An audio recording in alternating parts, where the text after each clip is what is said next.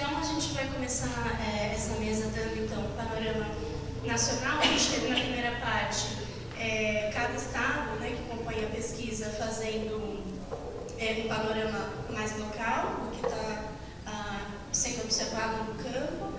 E agora a gente vai fazer um panorama nacional, né? Um pouco sobre como vem se investindo, quanto vem se investindo em segurança pública e quanto isso vem representando também no encarceramento no país.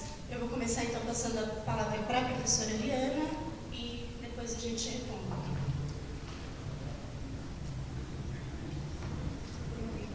Você tem que dar o sinal. Tá.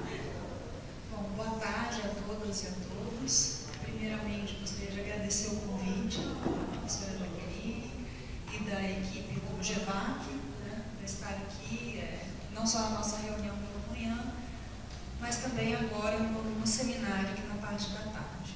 Bom, eu vou apresentar então alguns dados que permitem desenhar esse panorama nacional sobre a relação entre segurança pública e assuntos prisionais.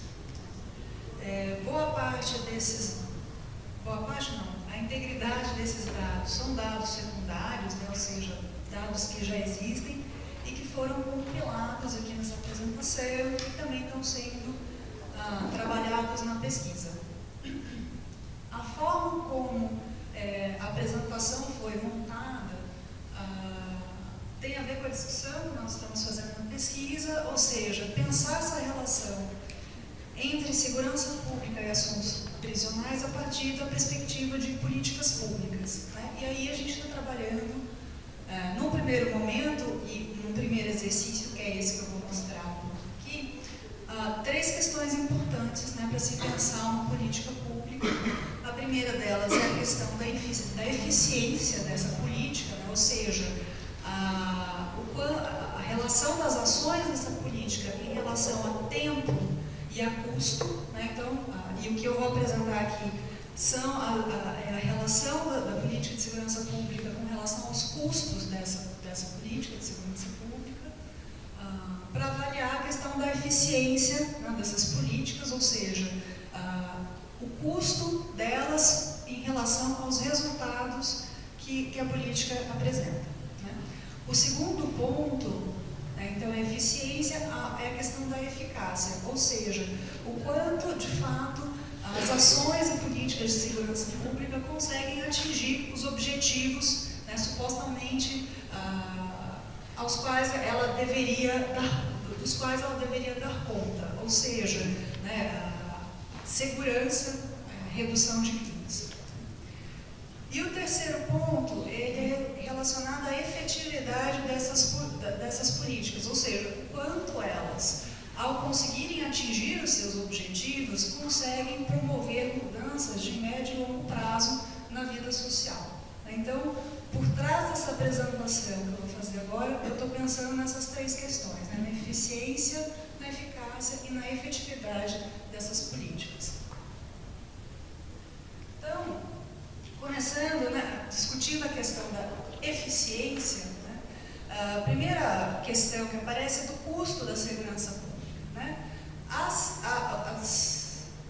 Os anuários brasileiros de segurança pública, que são produzidos pelo Fórum Brasileiro de Segurança Pública, desde a sua primeira edição, têm trabalhado nessa questão dos investimentos e dos custos da segurança pública. Assim, foi possível fazermos uma série histórica contemplando o período que a pesquisa foca, que é do ano de 2008 ao ano de 2014. Né? E nesse período, o que se observa é uma tendência geral de aumento dos investimentos em segurança pública, passando de 61,4 bilhões em 2008 para 78,3 bilhões em 2014. Né? Esses custos estão pensados considerando tanto União, quanto Estados, quanto municípios. Embora na Constituição, né, esteja mais especificado, né, que os Estados teriam essa função, né, de segurança pública, ou seja, sempre o investimento dos Estados é bem maior que da União e dos municípios. Né? Apesar disso, os três têm apresentado aí uma tendência de crescimento desses investimentos. Nos estados, por exemplo, nesse período analisado, houve um crescimento dos custos de segurança pública na ordem de 27,5%. Aí aqui, ali na apresentação, vocês podem ver um quadro, né, que faz uma comparação desses investimentos, né, porque fala 78,3 bilhões, parece muito dinheiro, né? Mas quando a gente trabalha com dados quantitativos, eles são sempre comparativos, né? Então não é nunca pensado a grandeza sozinha, né? Então o exercício desse quadro que está aí projetado foi o de pensar o que significa esses 78,3 bilhões em relação ao PIB do Brasil, né? No caso, em 2014, equivaleria a 1,3% do PIB brasileiro. E aí, comparando com outros países, no caso Espanha, França e Estados Unidos, dá para ver que nós estamos relativamente na média desses custos de segurança pública, né? Tendo a Espanha 1,5%, a França 1,2% e o Reino Unido 1,5%. Então, em termos de custo e investimento, parece que o Brasil não destoa, por exemplo, se nós compararmos com esses países europeus. No entanto, quando nós pensamos nos resultados desses investimentos, né, nós vemos que o Brasil está realmente muito aquém daquilo que ele investe. Ou seja, se nós pegarmos a taxa de homicídio por 100 mil habitantes, enquanto Espanha, França e Estados Unidos têm aí, né, 0,6 por 100 mil, 1,2 por 100 mil e 1 por 100 mil, o Brasil tem uma taxa de homicídios de 29,1 por 100 mil habitantes. Ou seja, nós investimos, né, mais ou menos o mesmo tanto do PIB com um resultado muito pior. Então, esses dois quadros, né, do início da apresentação dão para nós uma impressão de que a forma como se tem investido e se tem gastado, né, na segurança pública está ineficiente, né? Ou seja, custa caro e não produz bons resultados. Seguindo nessa linha, né, de pensar os resultados, nós trabalhamos também o que seriam esses registros de ocorrência. Ou seja, o que é o registro de ocorrência? É o registro da polícia, são os boletins de ocorrência, para entender um pouco mais como que a polícia tem trabalhado.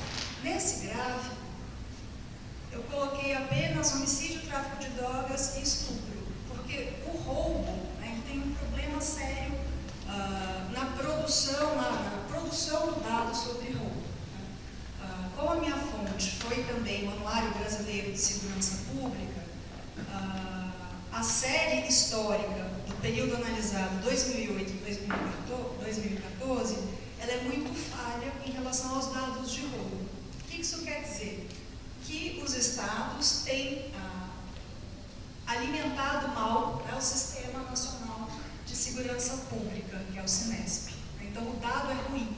A gente não consegue ter um bom dado para conseguir analisar a evolução dos registros de ocorrências policiais de roubo. Por isso, eu optei por deixar de fora desse gráfico. Pois bem, então eu trabalhei homicídio, tráfico de drogas e estupro. Tanto homicídio, quanto estupro, quanto tráfico de drogas apresentam, os três, se vocês olharem aqui nas retas, né, vocês vão ver que os três têm uma tendência de aumento dos registros, né, de 2008 para 2014. No entanto, o que chama muito a atenção é que dos três tipos de ocorrência, a de tráfico de drogas tem um crescimento muito acentuado.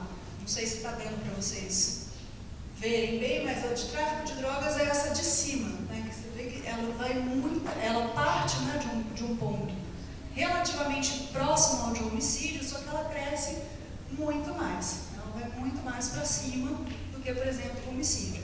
Estupro também teve um crescimento grande, né, que ela parte de um ponto muito menor, né, e que pode indicar um aumento da confiança na polícia, porque o estupro é um crime que requer a notificação e a gente sabe que é um crime subnotificado. Então, esse crescimento indica uma redução dessa subnotificação do crime de estupro. Já para o crime de homicídio, de fato, um aumento dos homicídios, né, porque o homicídio ele tem uma obrigação, né, o trabalho policial é uma obrigação de registrar o homicídio.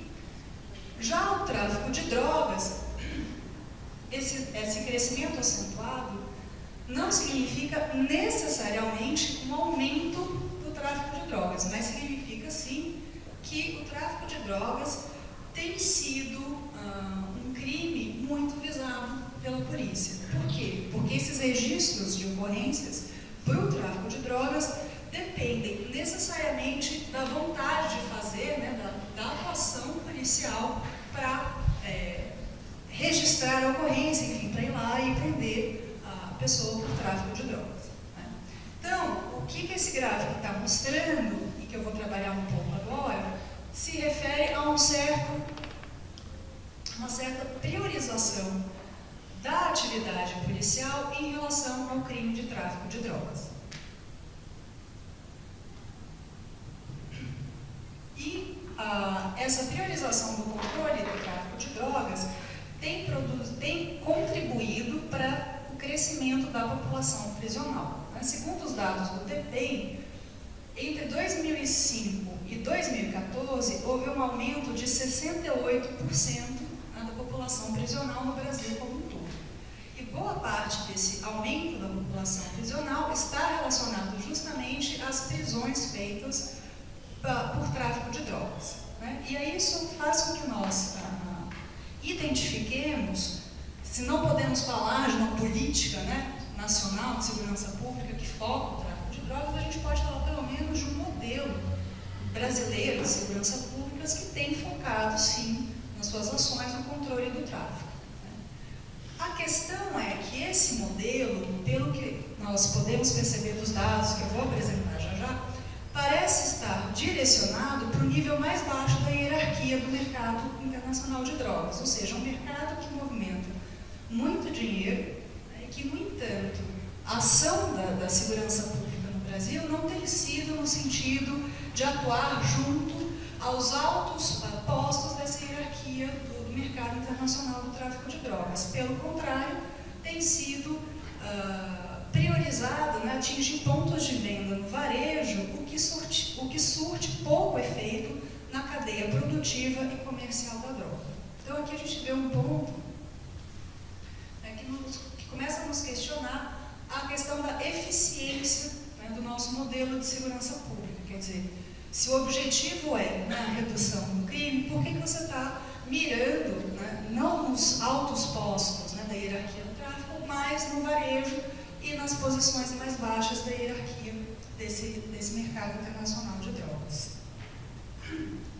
Bom, em um dado do DC, embora antigo, né, dá para a gente ter uma dimensão de que esse mercado internacional de drogas movimentou no mundo em 2003 algo na ordem de 320 bilhões de dólares. É bastante dinheiro. Imagino que se a gente conseguisse atualizar esse dado para hoje seria muito mais.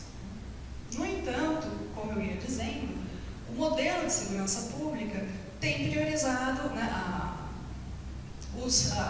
as pessoas que estão inseridas nesse mercado nos postos mais baixos da hierarquia.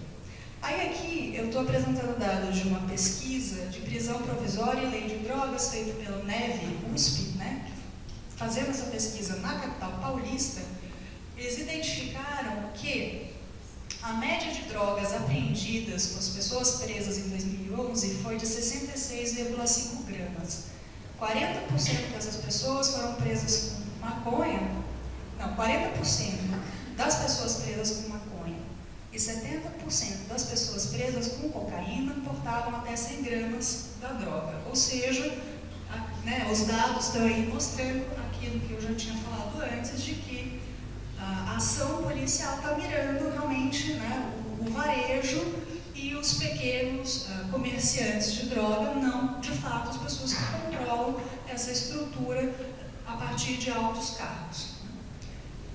Um outro efeito desse modelo de encarceramento, né, para além de você acabar prendendo principalmente os pequenos traficantes, e inclusive dando à própria polícia como foi dito em algumas entrevistas que nós já fizemos, né, a sensação de que o trabalho deles é um trabalho de enxugar gelo.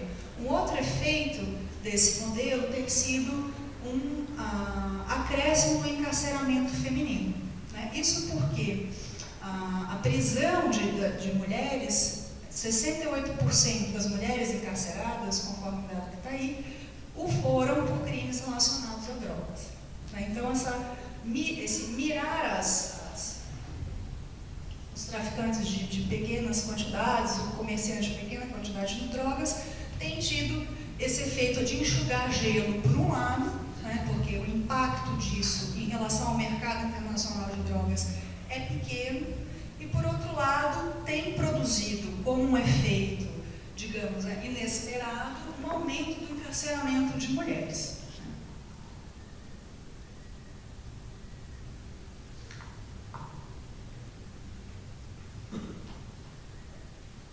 Ainda pensando no encarceramento, né, ou seja, nos efeitos desse foco no tráfico de drogas e no crescimento do encarceramento que isso tem produzido, outros dados também chamam a atenção, né? Um deles é o fato de que 38% dos presos brasileiros são presos provisórios, né? Ou seja, pessoas que ainda aguardam julgamento, né?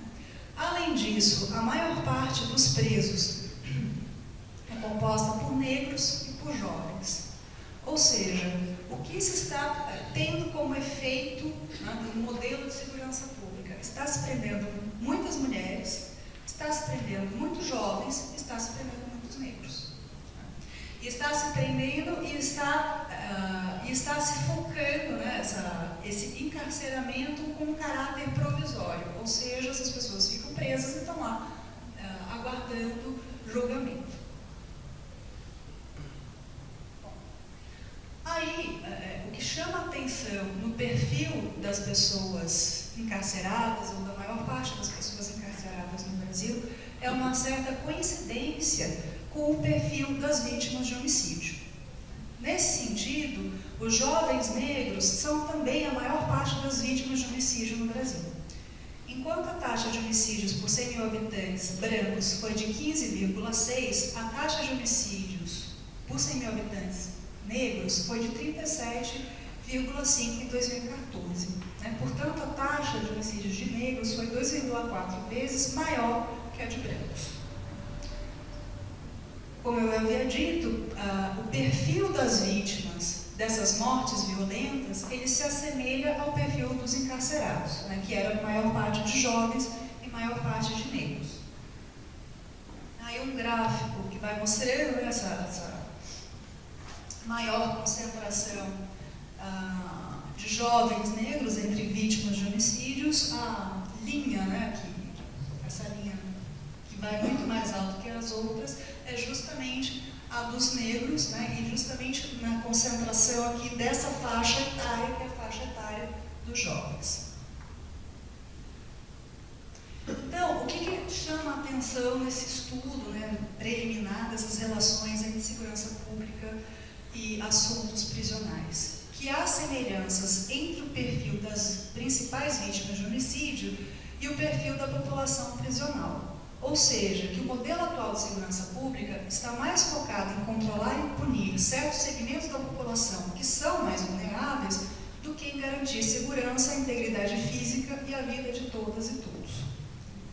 E isso lança a questão com relação à discussão não só da eficácia desse modelo, mas com relação à sua efetividade. Quer dizer, em termos de eficácia, os resultados apresentados, né, pela segurança pública no Brasil estão muito aquém, né, dos objetivos que ela deveria cumprir, e em termos de efetividade, o que se tem observado nos dados é que o efeito desse modelo é muito desastroso. Quer dizer, o que a gente pode esperar no médio e no longo prazo?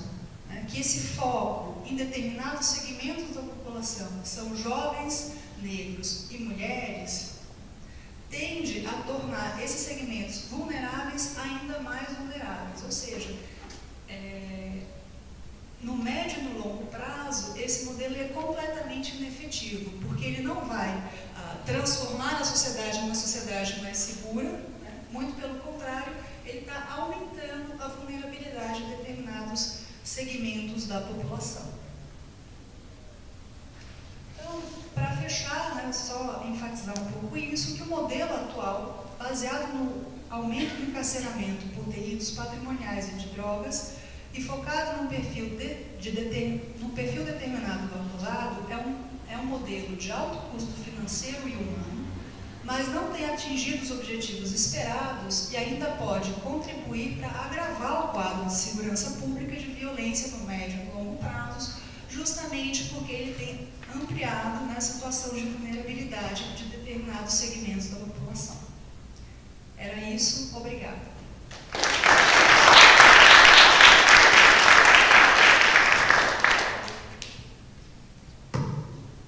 Obrigada, Liana, pelas importantes informações, pelos dados, pela contribuição. E agora, sem mais delongas, vou passar para a professora Jaqueline, que também vai... Tá ótimo, tá sinal para ler. Obrigada. Mais uma vez eu já falei, né, no início, mas falo de novo agora. Queria agradecer a presença de todas e todos, especialmente a presença do público, dos colegas que vieram de longe para compartilhar isso com a gente, né, os nossos parceiros de pesquisa. E para nós do GEVAC é uma alegria muito grande poder receber os nossos parceiros aqui, tá, e ter uma tarde assim, de reflexão conjunta e socializar um pouco, né, com a comunidade universitária também, um pouco da direção das nossas pesquisas, certo?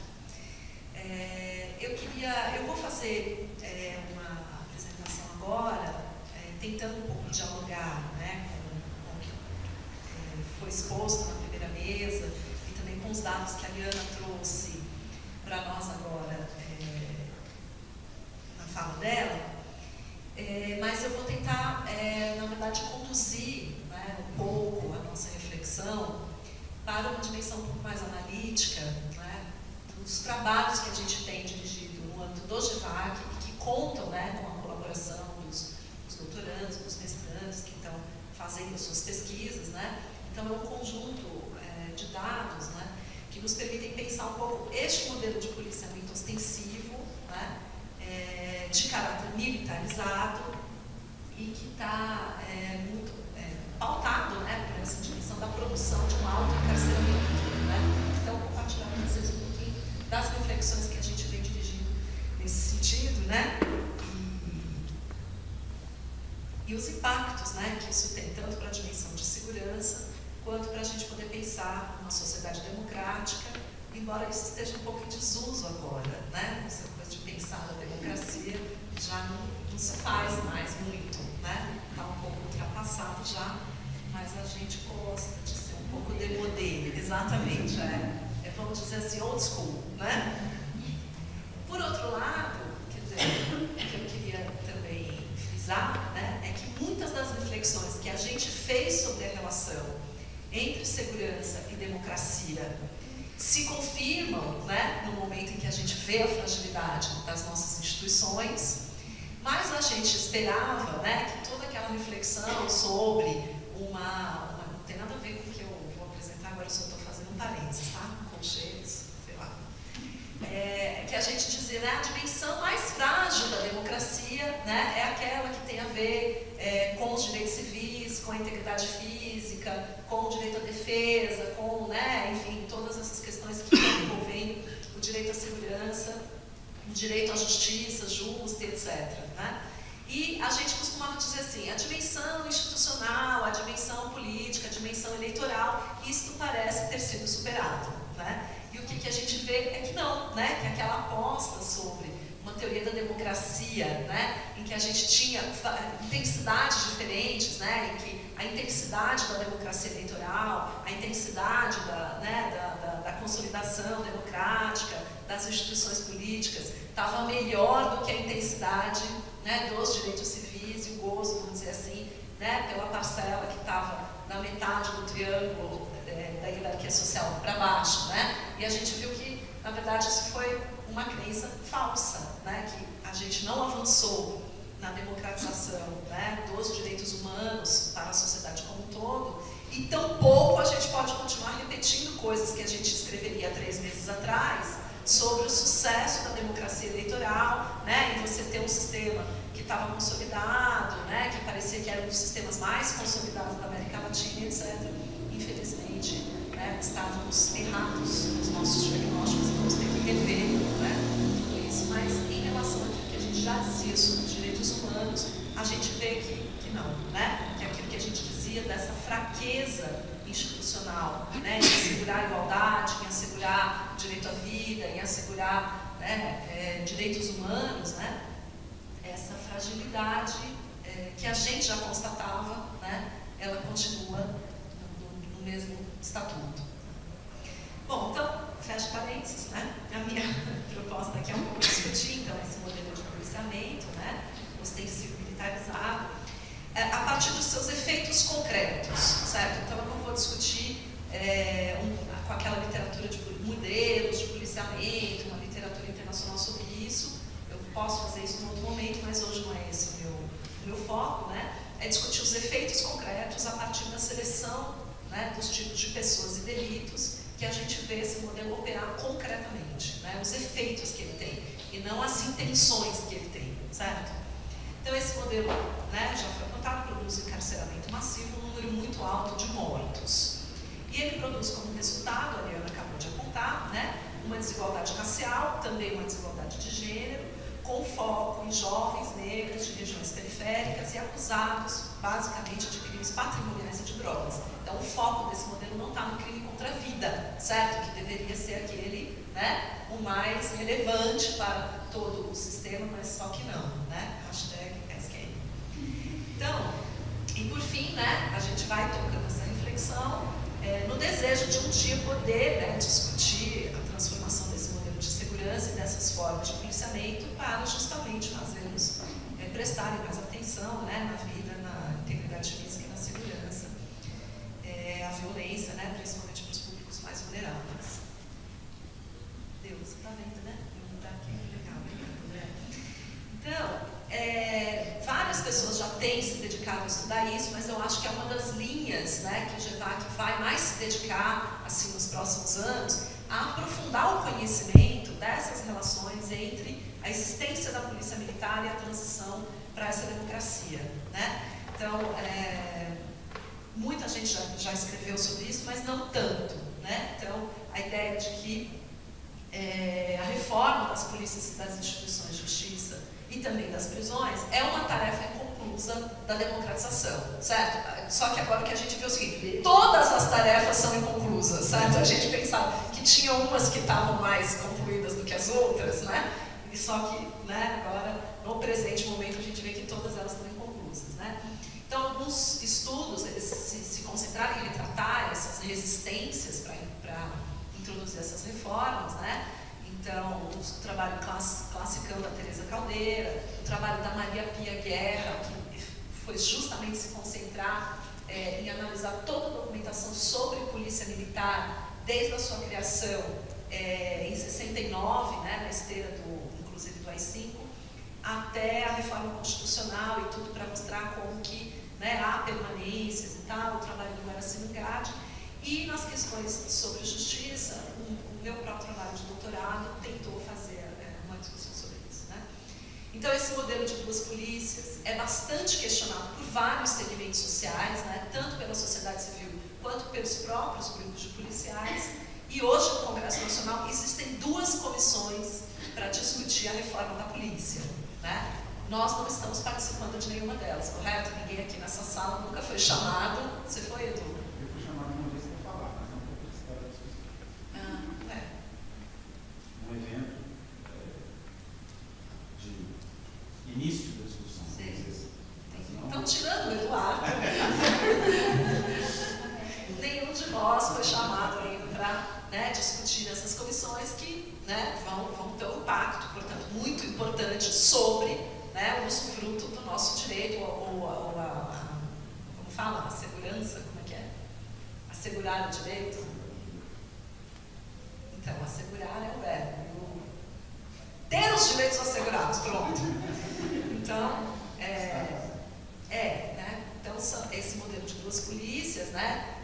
Se diagnostica, então, sempre uma falta de integração de todo o sistema, que, por um lado, é muito assim, sério para o nosso caso, né? Porque ele favorece justamente a deslegitimação da atuação institucional, né? Como tem essa desintegração, os próprios policiais, né, eles não enxergam o sistema como válido, como legítimo, como produtivo e etc., né? E o cidadão, muito menos, né? Então, quem já passou aqui pela situação de ser assaltado, ou de ter vivido uma violência, ou de acontecer qualquer coisa, a coisa mais, né, pavorosa que tem não é você enfrentar exatamente a situação da violência, é depois você ter que ir na delegacia, certo? E entrar naquele sistema todo confuso, onde você tem que repetir a mesma informação 200 mil vezes, mas ninguém vai prestar atenção, na verdade, no que você está falando, porque tem essas lógicas, né, de desintegração. Então, o que a gente tem notado nas nossas pesquisas é que isso, por si só, já favorece, né, a emergência de sensibilidades jurídicas de justiçamento, certo? Tanto por parte dos operadores, dos policiais, então, que eles acham, né, que o próprio sistema não vai dar o resultado esperado, então eles têm que ser ativistas de um justiçamento, certo? Quanto pelo lado da própria sociedade civil, né, que é essa sociedade aí que a gente falou que comete muitos homicídios, né, e que uma boa parte desses homicídios está sendo cometido por conflitos, né, por ajustamento de conflitos dentro da própria sociedade civil, né? Então, esse é um tema delicado. Bom, esse modelo, né, que eu estou chamando de policiamento ostensivo, não sou eu que estou chamando, isso está sendo chamado até na Constituição, né, é o modelo do policiamento ostensivo, ele tem uma construção histórica recente, isso que eu falei, é do final dos anos 60 para cá, 69, né, onde se começa a montagem desse modelo. Então, não é verdade que sempre existiu, né? A gente pode dizer assim, mas a polícia, ela sempre tomou a população negra como inimiga, desde os capoeiras, desde a escravidão, né, capitão do mato, etc. Ok, isso é um traço estrutural da sociedade brasileira, mas o modelo de policiamento foi mudando. Ele não é historicamente desde sempre o mesmo, certo? Ele tem uma história social recente que data do final dos anos 60 e que seria preciso a gente esmiuçar um pouco melhor essa história. Então, a gente tem um projeto no GEVAC, né, de nos próximos anos se concentrar um pouco no levantamento dessa história, né, e recontar essa história junto com alguns outros pesquisadores que estão fazendo a mesma coisa, né? Então, ele é muito impulsionado pelo enunciado de colocar a polícia na rua. Vocês já ouviram gente fazer campanha na televisão, deputados, né, mesmo campanha para cargos, né? Tem que pôr a polícia na rua, né? O que é que isso significa, certo? Então, ele é impulsionado por essa ideia, né, de que é bom pôr a polícia na rua, que isso é desejável e é o objetivo, né, das políticas públicas, é colocar a polícia na rua. Por outro lado, ele foi fortalecido nos últimos anos por essas políticas de melhoria dos equipamentos da formação de recursos humanos. Aquele dinheiro a mais, né, que foi gasto nos últimos governos, certo? Nos últimos 3 governos federais e também nos governos estaduais, para fazer mais do mesmo, sem as reformas, né? Então, foi injetando dinheiro nesse modelo aí, né, que não é historicamente existente desde sempre, porque ele tem uma história de construção recente, mas que não passou pelas reformas que a gente esperava que pudesse acontecer na transição democrática. Então, isso daí está sendo chamado de incrementalismo, né, pelas pessoas que estudam polícia e segurança pública no Brasil. Quer dizer, é um incremento, é mais do mesmo dentro daquele modelo, né? E isso reforça, portanto, a construção do modelo de policiamento ostensivo. Curiosamente, não de outros modelos de policiamento, como, por exemplo, o policiamento comunitário, certo? Ou o policiamento de caráter investigativo, ou o policiamento voltado para a segurança de públicos específicos, como poderia ser, por exemplo, patrulhas da Lei Maria da Penha, etc., né? Então, o incrementalismo, o gasto extra de recursos, não vai para você diversificar o policiamento, né, e criar outras formas de polícia que pudessem servir a outros objetivos da segurança pública. Não, todo o dinheiro extra que foi gasto, todo o investimento extra que foi gasto nesse incrementalismo, né, ele só fortalece e centraliza cada vez mais a ação policial nesse modelo aí chamado de ostensivo, né? É o modelo do policiamento que responde ao protagonismo da PM no controle do crime, né? Então é a PM que está no centro da segurança pública, né? E tudo aquilo que tem a ver com o controle do crime, que é um duplo deslocamento, como o Eduardo respondeu no comentário dele aqui em cima, né? A gente reduz a ideia de polícia, né? A ideia de crime. E o contrário, quando você fala em controle do crime, né? O que você coloca no centro da ação é a polícia militar e não outros modelos de policiamento. É o policiamento ostensivo e não outras formas possíveis de imaginar, né? Uma política pública que assegurasse os direitos humanos e a segurança, né, dos públicos mais vulneráveis. Então, a gente tem trabalhado nessa ideia, né, de um protagonismo da PM no controle do crime. Por que o protagonismo? Porque a PM é que parece ser hoje a instituição mais importante para selecionar os tipos criminais e os suspeitos, né, dentro dos mecanismos de controle do crime. Então, pouco é feito pela Polícia Civil, pouco é feito pelo Ministério Público, né? Quem é a clientela mesmo do sistema penal hoje, né? Quem escolhe essa clientela é quase, né, que uma proporção muito grande, a atuação da própria Polícia Militar, né? E daí tem um mecanismo pelo qual eles fazem isso. Como assim a Polícia Militar tem o controle? Mas não é a Polícia Civil que investiga, né? Não é a Polícia Civil que vai montar isso. É porque existe, né, o mecanismo da prisão em flagrante, né, que é onde os policiais militares, na ronda, né, no policiamento ostensivo, quando eles estão nas viaturas, quando eles estão, né, fazendo o policiamento das ruas, eles vão identificar o suspeito, certo? E vão montar o flagrante, ou eles vão surpreender o flagrante, ou eles vão, através de algumas técnicas que a gente tem descoberto no trabalho de campo, que é, por exemplo, monitorar alguém no telefone celular e saber que essa pessoa vai estar em tal lugar fazendo uma coisa passível de, né, ser surpreendido de alguma forma, vai lá e dá o flagrante, certo? Mas, quer dizer, o flagrante que resulta de uma investigação prévia. Então, isso é muito curioso, né? Porque, na verdade, a Polícia Militar não tem essa função constitucional de fazer investigações, né? Mas o modelo de policiamento ostensivo ele só se fortalece porque ele se vale desses expedientes, né, de construção do flagrante. Por outro lado, o que acontece é que você tem uma baixa porcentagem de inquéritos mesmo, de investigações formais que vão produzir essa clientela do sistema penal, né? Então, a Polícia Civil, ela fica basicamente hoje, principalmente em São Paulo, né, muito restrita a administrar essa clientela que a PM, né, tá selecionando. E ela tem pouco protagonismo, certo? Na produção do controle do crime, a Polícia Civil. Hoje de manhã, a gente estava estimando lá em 80, né? 20% a Polícia Civil. Quer dizer, é uma estimativa, tá? A gente não tem dados assim, mas pelo que os policiais falam, né? Uma estimativa que do tempo deles, eles gastam mais ou menos 80% respondendo aquilo que a PM traz para a delegacia, já pronto, através do flagrante delito, né? Então, traz o cara preso, traz as testemunhas, traz uma história pronta, certo? E aquilo já rende para eles, então, o dia de trabalho, certo? Porque aquilo já vai bater as metas de prisão que eles precisam cumprir, certo? Já vem tudo pronto. Mas, por outro lado, né, retira a Polícia Civil do seu protagonismo, né? De administrar a sua própria clientela. E aí os policiais civis, eles pontuam muito no seu discurso a sensação de desprestígio e sucateamento, né? Se a Polícia Civil está sucateada, nós estamos perdendo prestígio, tudo é dado para a PM, né? Tudo é feito com a PM, só a PM brilha, e a Polícia Civil, a sensação que eles têm é de um declínio institucional, né? Um declínio do seu saber, etc. Aí o Ministério Público e o Judiciário, eles também têm pouca iniciativa de protagonismo nessa área, de seleção de crimes, né? Então, também, assim como a Polícia Civil recebe pronto aquilo que a PM manda pelo flagrante, o Ministério Público recebe, despacha, certo?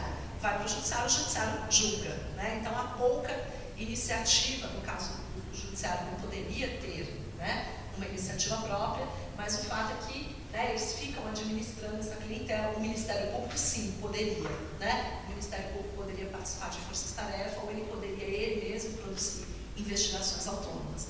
Quando o Ministério Público produz essas investigações, eles estabelecem parceria exatamente com a PM, né? Então, aqui são Paulo, as investigações dos grupos especializados de crime organizado não são, curiosamente, parcerias entre o Ministério Público e a Polícia Civil. Eles são parcerias entre o Ministério Público e a PM, certo? A PM é que faz esse trabalho de campo, né, para as forças-tarefa que o Ministério Público participa. Então, alguns resultados, né, desse policiamento ostensivo é o crescimento acelerado e massivo do encarceramento, não por crimes contra a vida, mas por crimes patrimoniais, uma metade, certo? Uma metade do estado de São Paulo, um pouquinho mais da metade, são crimes patrimoniais, e mais ou menos um quarto são crimes relativos a drogas, né? Eu chamo essa soma, certo, de crimes patrimoniais e crimes relativos a drogas, de crimes relativos à circulação indevida da riqueza. É isso daí que o policiamento ostensivo está visando, certo?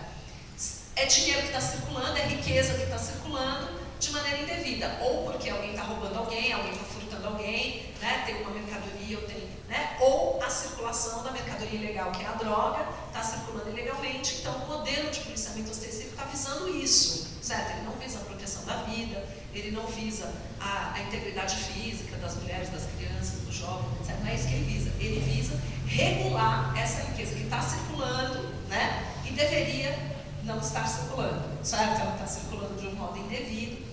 Então é isso que é o foco, né? E como se faz isso? Através do uso da abordagem policial, das prisões e das apreensões como indicadores de produtividade policial. Então existem metas, certo? Em quase todos os estados, mas em São Paulo, né, a gente sabe que existem, né? E essas metas, indicadores de produtividade.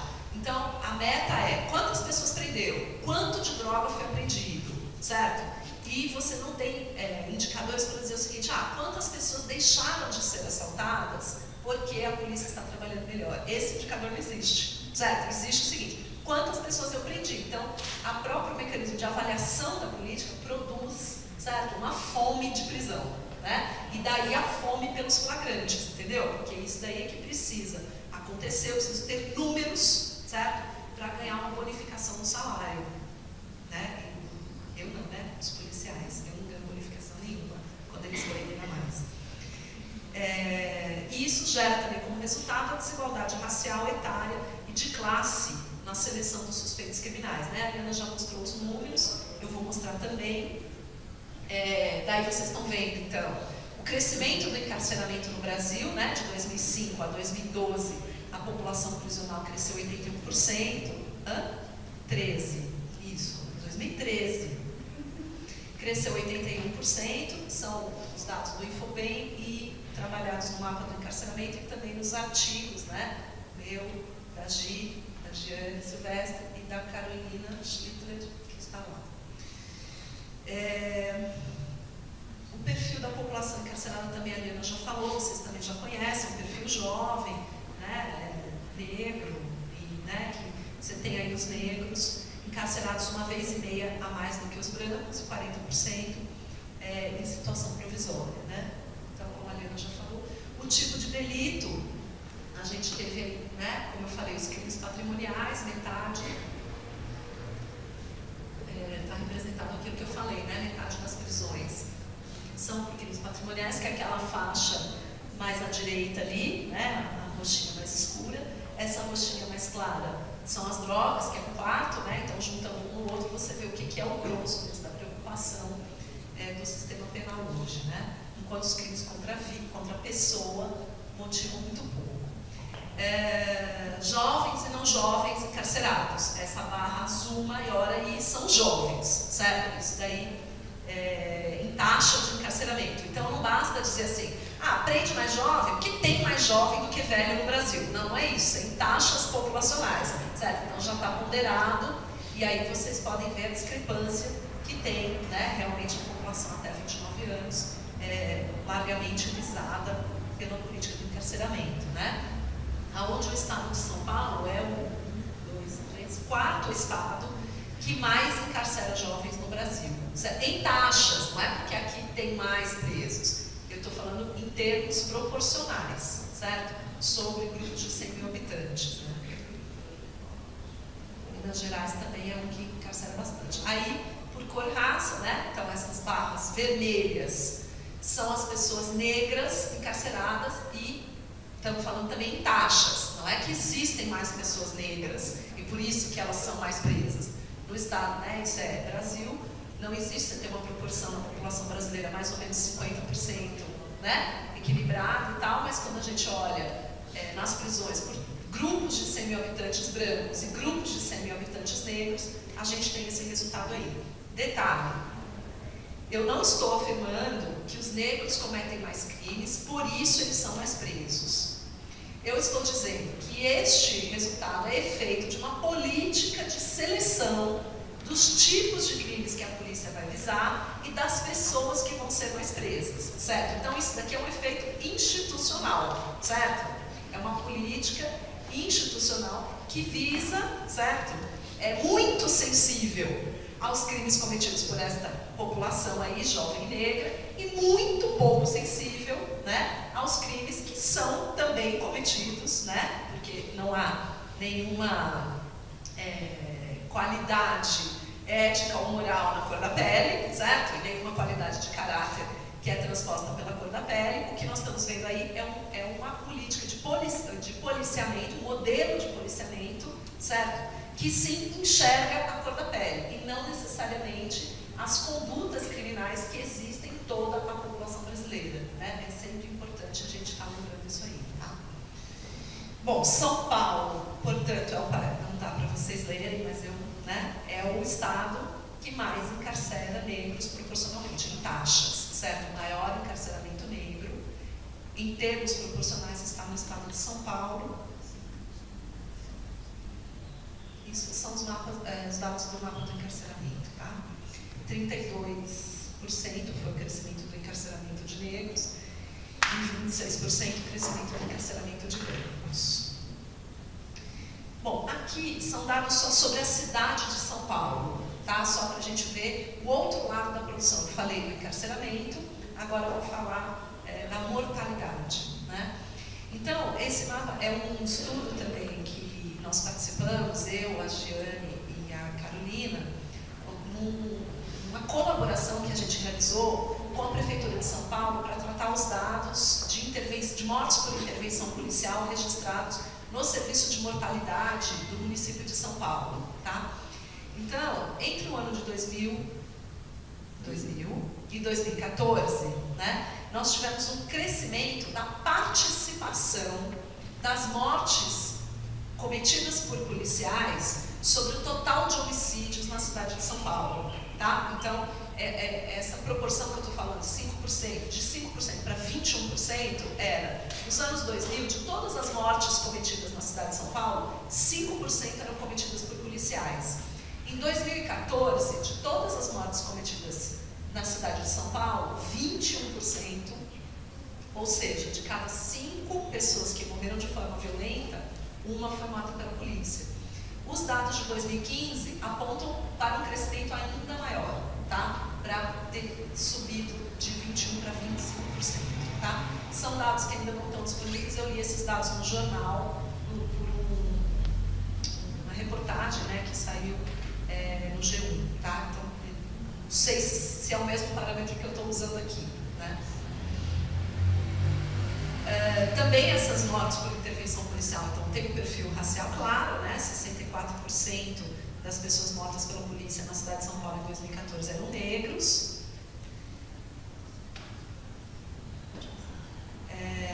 O que dá uma proporção em taxas, né? De 11 pessoas negras mortas a cada 100 mil negros, sobre 4 pessoas brancas mortas a cada 100 mil brancos, né? O que dá uma variação de 2 vezes, 0,75 mais pessoas negras mortas pela polícia do que brancos, né? Então não é só que existe uma superrepresentação da população negra entre os encarcerados, mas também existe uma superrepresentação negra entre os mortos pela polícia, e tudo isso está dentro, né, o resultado do modelo de policiamento, tá? Aí a faixa etária, vocês estão vendo até 29 anos, 85% das pessoas que foram mortas tinham menos que 29, né? E metade deles tinha menos de 19 anos. É um negócio, né, bem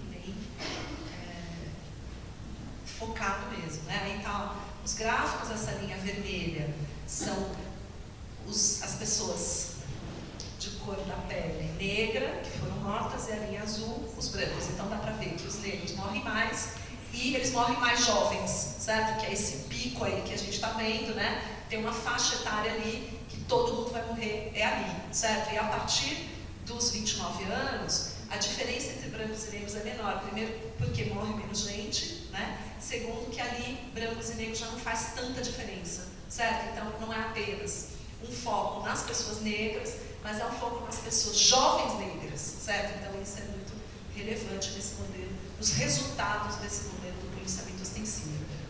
E aí, só para finalizar, é a distribuição territorial, né? Então, de 96 distritos que tem na cidade de São Paulo, 14 distritos com cerca de 50% das mortes. Então, não é que a polícia mata em todos os lugares, ela mata em alguns lugares específicos, tá? Da cidade de São Paulo. Não dá para vocês lerem agora, mas depois a gente pode falar um pouco mais, né? Aí, eu trouxe só para acrescentar alguns dados da pesquisa da Samira Bueno, que mostram que, né, isso é um padrão, que eu falei da cidade de São Paulo. Ela analisou outras cidades, além do município de São Paulo, no estado, né, que vão mostrar um perfil mais ou menos igual, o crescimento das mortes pela polícia, né, Diadema e Osasco, os mortos pela polícia chegam a corresponder a 30% das pessoas que são, né, que foram mortas em, acho que dá 2014, né. E muito curioso que na reportagem que a BBC fez sobre a pesquisa da Samira, eles foram ouvir a resposta da Secretaria de Segurança Pública. Por que está aumentando, certo, o número de mortos? E daí a resposta foi a seguinte: porque eles fizeram investimentos em inteligência e recursos materiais para que os policiais cheguem mais rápido aos locais de ocorrência, motivando mais confrontos. Detalhe, eles chamam isso de inteligência. Pensa se fosse uma burrice, como é que não seria, certo? A produção do resultado. Quer dizer, eles estão dando dinheiro e recursos materiais para que os policiais cheguem armados numa situação que as pessoas estão armadas para trocarem tiros. E eles chamam isso de inteligência. Quer dizer, eles não chegam para desarmar, eles não chegam, certo, para fazer uma prevenção, eles não chegam para cercar o local e desarmar as pessoas. Não, eles chegam para aumentar o número de confrontos. Isto é o que a gente está chamando de um modelo de policiamento ostensivo militarizado, certo? Não precisaria que o resultado do investimento em inteligência fosse aumentar o número de mortos. Detalhe, não aumenta só o número de civis mortos, o número de policiais mortos também é muito significativo, certo? Então, por isso que eu acho esquisito chamar isso aí de inteligência, mas eles chamam, tá? Também existe uma questão com as estatísticas oficiais, né? Porque pode ser que aquilo que as mortes cometidas por policiais estejam sendo enquadradas em outras categorias, né? E ainda há um aumento do número de desaparecimentos na cidade de São Paulo, certo? Então, que não vão entrar na taxa de homicídios, né? Pessoas que desaparecem, simplesmente desaparecem. E, de outro lado, o número de cadáveres que o Serviço Funerário de São Paulo vai sepultar, como chama? Indigentes, né? Desconhecidos, cadáveres desconhecidos. Então, de um lado, você tem um monte de famílias dizendo: meu filho desapareceu, e a última vez que ele foi visto, ele estava perto de uma viatura da polícia, os amigos viram ele ser abordado, etc. Meu filho desapareceu. Aí vai lá e registra o boletim de ocorrência. De outro lado, um número muito grande de pessoas sendo sepultadas nos cemitérios de São Paulo sem nenhuma identificação, e a ligação de uma coisa com a outra desaparece, certo? Bom, então, só para eu concluir, que acho que eu já falei demais, né? Esse policiamento, ele usa a força letal de forma abusiva, né? Ele tem a conivência das outras instituições, Polícia Civil e Ministério Público, e é orientado por essa concepção aí de combate ao inimigo, né? Então, é focado nesse crime contra o patrimônio, que eu já falei, o tipo de controle do crime. Portanto, não está reconhecendo, né, a segurança dessa população mais vulnerável como prioritária, né? Não privilegia os delitos de ameaça à vida, mas está preocupado com a circulação indevida da riqueza, né? Reduz essa desigualdade racial, etária e territorial, e ela é pouco eficaz para girar em torno. Ela é pouco eficaz porque ela gira em torno de uma seleção de delitos e tipos sociais, né, baseado naqueles mapas criminais, em que o ativismo policial procura aquilo que eles já sabem, aquilo que o mapa já registra. Então ele fala assim, lá no Capão Redondo, né, tem muito bandido. Então vamos lá no Capão Redondo para a gente procurar os bandidos que lá estão, certo? E as outras faixas da cidade que não são visualizadas nos mapas criminais, né, elas vão ficar sempre cada vez mais ocultas, enquanto você tem essa população visada e sempre cada vez mais visível, né? Então isso é que caracteriza o modelo do policiamento ostensivo, né? Eu vou parar por aqui porque aí seriam outras contribuições para o debate, né? Que eu fiz essa exposição com outro. Então pode ir para a última página. Eu agradeço a atenção de vocês e desculpe se eu me estendi demais.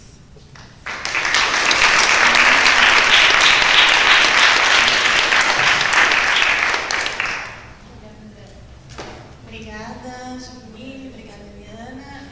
Acho que as falas foram bem complementares, né? A gente começou vendo, né, esse cenário macro com os dados e acabou entrando mais nessa parte analítica que a Jaqueline trouxe sobre o policiamento. A gente tem aí um tempo razoável para debate, então a gente pode fazer algumas rodadas de perguntas e gostaria de saber quem tem interesse em fazê-las.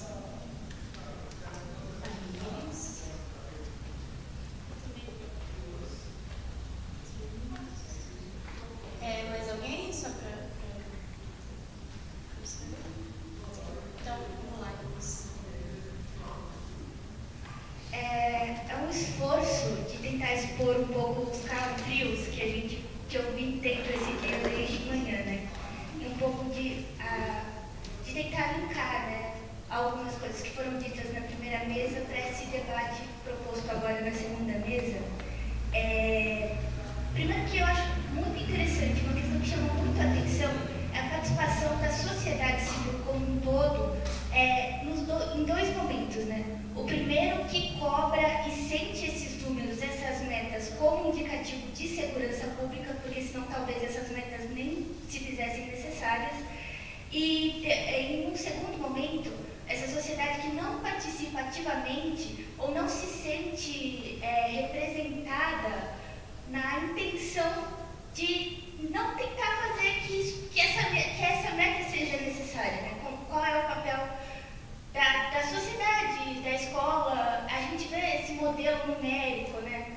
De quanto mais a polícia aprender, mais as pessoas vão se sentir seguras, né? E é uma população que é atingida porque ela também está sendo presa. É um pouco dessa confusão que eu gostaria de tentar no sentido de um esclarecimento, né? Talvez seja mais uma questão para a gente refletir do que para ser respondida nesse momento. E, enfim, acho que é isso. Eduardo.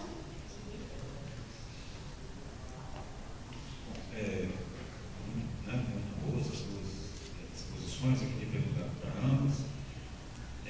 Me parece, recuperando a sua primeira questão, já, que os modelos de reforma da polícia, a reforma do aparato policial que vem sendo sustentados, né, na opinião pública, são modelos que não discutem nenhuma das questões que vocês colocaram. Então, eu queria, especialmente aquele que a gente tem visto aí, né, na questão do ciclo completo, eu queria que você elaborasse um pouco nesse direito. Mais alguém que a gente pode fazer blocos de 3? Desculpa, qual é o seu nome? Danilo. Bom, boa tarde a todas e a todos. Primeiro dizer da alegria, né? Prazer estar aqui num debate tão importante quanto esse. Eu não vi aprender um pouco mais. Meu nome é Danilo Lima, né? Eu também, além de estudante de graduação aqui na Universidade de Ciências Sociais, eu participo de algumas organizações que discutem a questão racial, então eu queria trazer algumas reflexões acerca de novo, do fator da cor da pele, da questão racial. Foi bastante enfatizado isso, né? E é de fato importante, mas eu queria talvez pensar em outras faixas etárias e a questão do gênero também, pensando que se aumentou a questão de mais mulheres sendo encarceradas, que mulher é essa, né?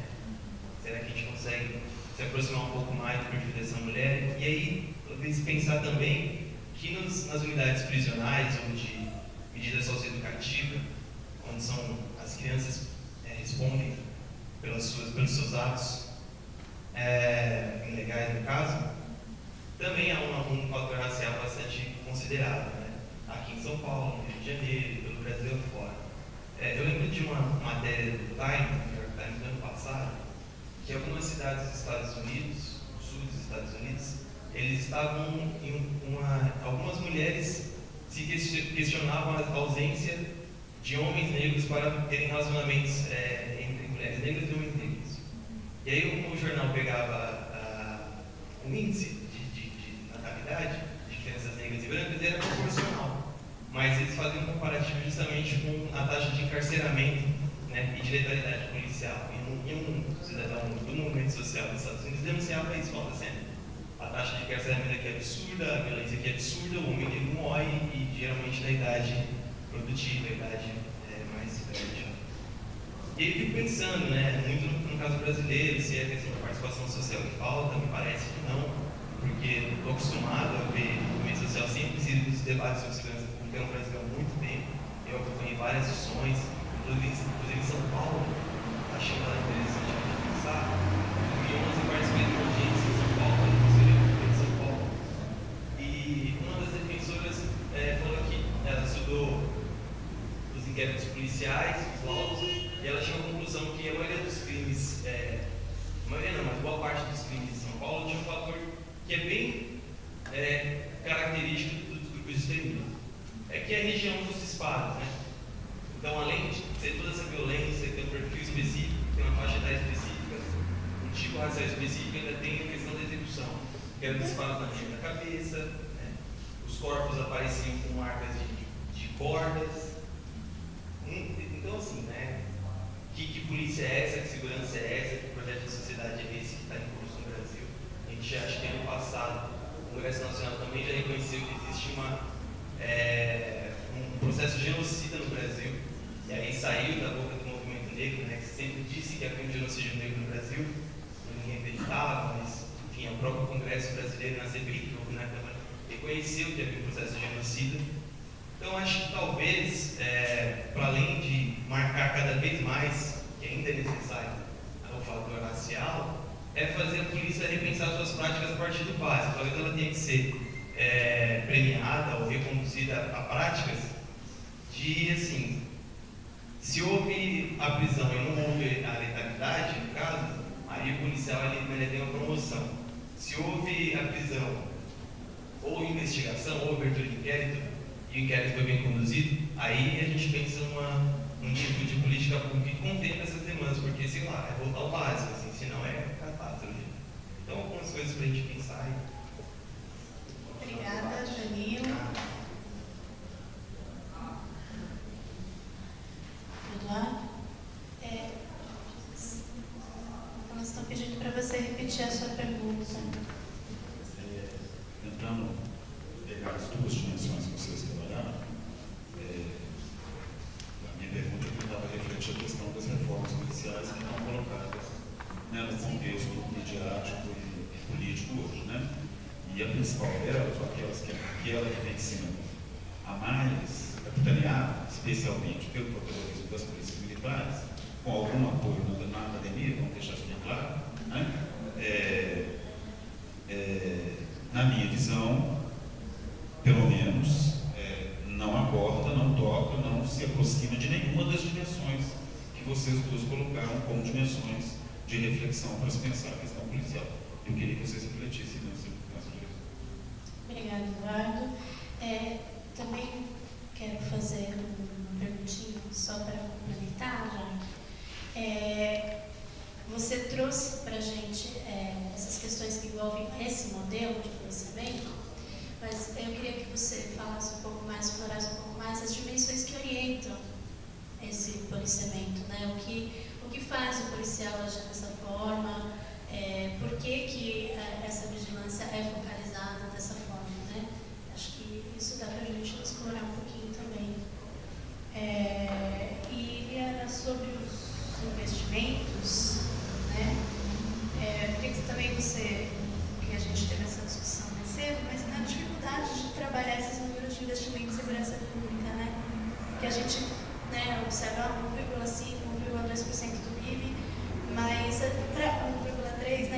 motivar isso, né? E por que a gente tem dificuldade de entender isso? Só para complementar. Vou começar. Mariana? Consegui.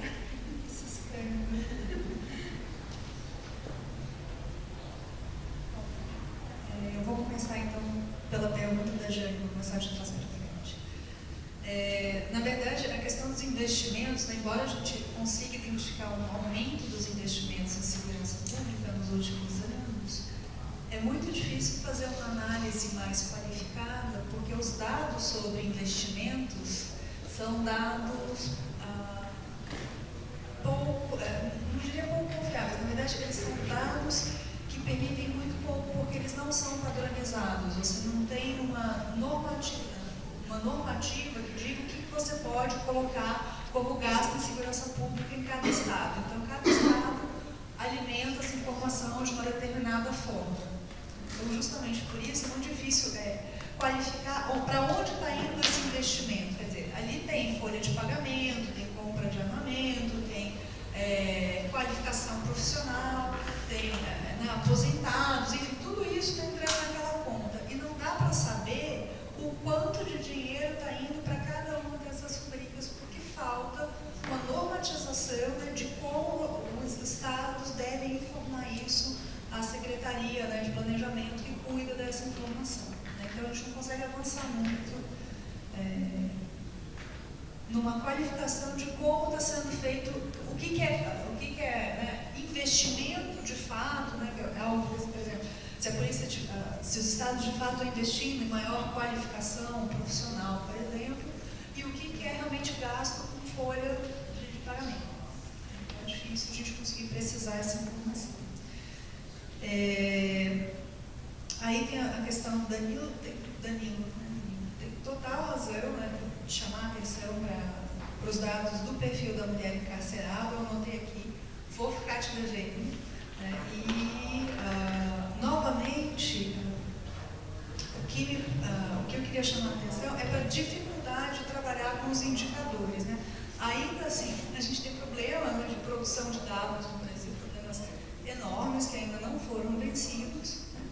E além disso, nós temos, né, como você colocou, a questão das metas, por que as metas, né, não poderiam ser outras. Né? Acho que foi uma discussão que a gente fez de manhã na nossa reunião de pesquisa, né, justamente quem produz esses indicadores, essas metas. Né? Porque, de fato, se você para pensar que uma meta posta na Secretaria de Segurança Pública de São Paulo, e que aí relaciona o cumprimento da meta, a bonificação policial, o número de prisões, é um absurdo. Quer dizer, o número de prisões não significa, uma polícia que prende muito não significa necessariamente uma política uma polícia que garante uma sociedade mais segura. Então, de fato, tem problemas sérios nesses indicadores. Com relação à pergunta do Eduardo, eu acho que eu vou deixar para a Jaque responder, porque reforma da polícia tá né, na praia dela, não na minha.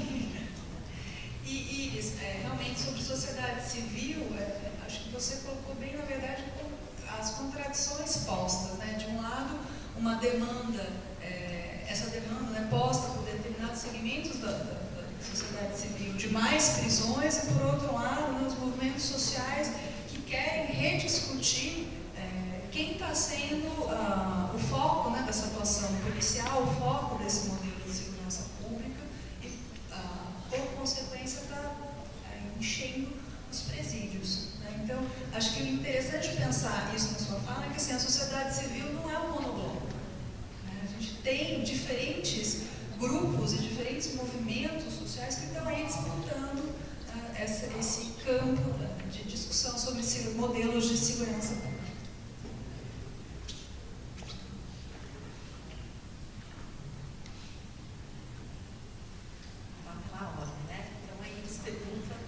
A gente tem uma sociedade que endossa isso de alguma forma, né? Porque acha que quanto mais pessoas presas, mais ela vai se sentir segura. Eu acho que não é exatamente esse o raciocínio do senso comum. Eu acho que mais o raciocínio do senso comum, muito amparado por aquilo que a gente vê na mídia, é o seguinte: se soltarem os presos, aí o mundo vai acabar de vez, certo? Então, não não pode sair de fim de semana, não pode ter Dia das Mães, não pode não sei o que lá, porque, entendeu? Eles vão tomar conta, certo, do mundo e vai todo mundo, né, se acabar. Agora veja que curioso. Também não é verdade que é porque você tem um aumento do encarceramento que as pessoas se sentem seguras. Tem 3 semanas, eu recebi uma visita na minha casa, da minha prima, com um bebezinho que ela tem de 2 meses.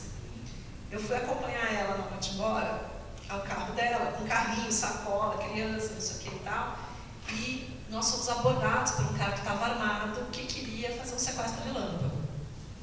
Ele só não levou, né, a gente no sequestro relâmpago, ou ela, que era a dona do carro, porque eu não sei o que deu na minha cabeça que eu comecei a negociar com ele.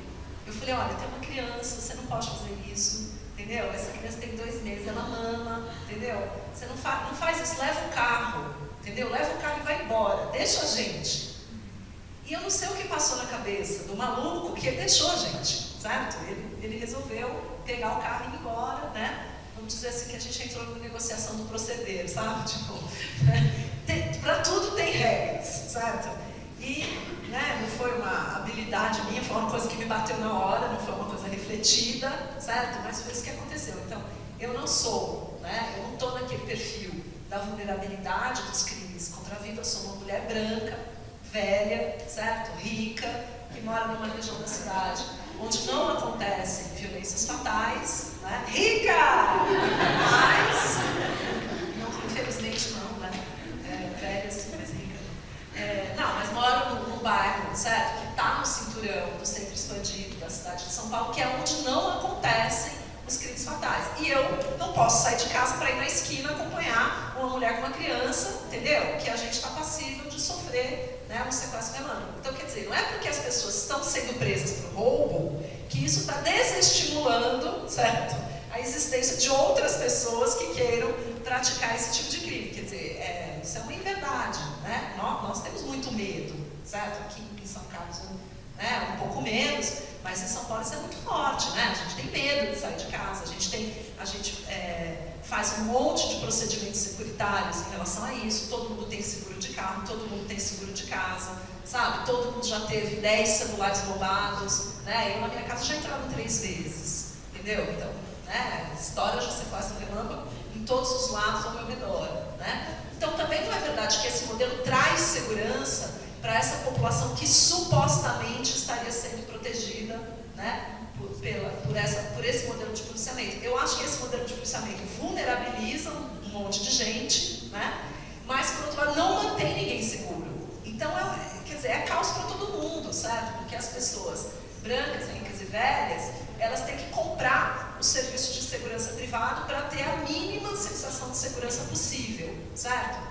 E, por outro lado, o modelo vulnerabiliza, né, os jovens negros da periferia a essas ações do modelo de policiamento ostensivo, prisão, morte, esculacho, enfim, né, um monte de outras coisas, porque não tem só prisão e morte, né, tem outras ações que também essa população se queixa muito, né, de esculacho, de tratamento degradante, certo? De tratamento violador, de outras formas que não resultam, né, nem em prisão e nem em morte, mas que dão, né, uma sensação para essa população de que a política de segurança pública está contra ela e não a favor dela, certo? Agora, isso não quer dizer também que as pessoas brancas, velhas, certo, achem que a política de segurança está a favor delas. Também não está a favor das pessoas que moram no meu bairro, entendeu? Quem está a favor de mim, certo, é o seguro do meu carro e o porteiro do meu prédio. A verdade é essa, certo? E se eles puderem resistir, se não puderem resistir, certo? O meu prédio entraram e teve arrastão. Isso quer dizer que o modelo de segurança pública não serve para assegurar esta suposta população que está sendo privilegiada pela política. Eu não sei quem está sendo privilegiado pela política, eu sei que eu não sou, né? Bom, daí o Edu pergunta, tá, então, como é que vai reformar, né? Os modelos que estão propostos aí nessas 2 comissões que eu citei não citam as questões que a gente está trabalhando aqui, né? Quem cita é uma comissão especial que foi criada na Câmara dos Deputados para implementar projetos de lei que são decorrentes da CPI da violência contra os jovens negros que o Danilo citou, né? É uma outra comissão, que não é a comissão de reforma da polícia, que está tentando lidar com alguns desses problemas. Então, por exemplo, independência da perícia, certo? Outros tipos de reformas, né, que talvez pudessem, de alguma forma, tocar nas questões que a gente está tocando. A proposta Policimples do ciclo completo, na minha opinião, não vai mexer nada nisso, né? Porque ela não está visando isso, ela está visando, né, resolver certas questões de disputas corporativas entre a Polícia Civil e a Polícia Militar. Talvez aquela sensação de desprestígio da Polícia Civil, né, que então quer ciclo completo para também implementar o seu modelo, talvez o seu modelo ostensivo, para que a Polícia Civil também tenha, talvez, não sei, suas viaturas, os seus registros, etc. E, por outro lado, o aumento definitivo, então, a consagração geral desse protagonismo da PM. Né? Para mim, o ciclo completo para a PM seria, né, a abertura da champanhe, entendeu? Do modelo, quer dizer, onde a Polícia Militar, então, ao fim e ao cabo, se autonomiza em definitivo e, né, juridicamente em relação, né, aos outros atores que a podem cercar. É assim que eu enxergo. Eu acho que o ciclo completo vai piorar e não melhorar, né? Porque o ciclo completo vai trazer viatura e arma e colete e mapas criminológicos e a porra toda para a Polícia Civil fazer, né, melhorar o seu procedimento de construção de flagrantes e, por outro lado, como é que fala? Premiar, né? Premiar não, chancelar em definitivo essa autonomização e esse protagonismo da Polícia Militar. Eu acho que a gente caminha para o pior e não para o melhor. E as reformas que a gente deveria fazer para de fato assegurar, né, para que eu possa ir até a esquina, certo? Com a minha sobrinha no colo e não sofrer um sequestro relâmpago, estas reformas não estão sendo pensadas, né? Elas não estão sendo discutidas, a não ser naquelas PECs que estão sendo propostas ali na comissão especial, que eu citei, né, que é decorrente que é o plano de redução de homicídios, mas também esse plano de redução de homicídios não vai mexer na segurança, entendeu? Das pessoas que estão sofrendo crime patrimonial, né? Então,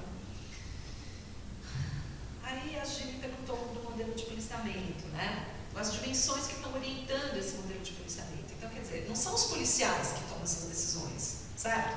Essas decisões são tomadas no nível da política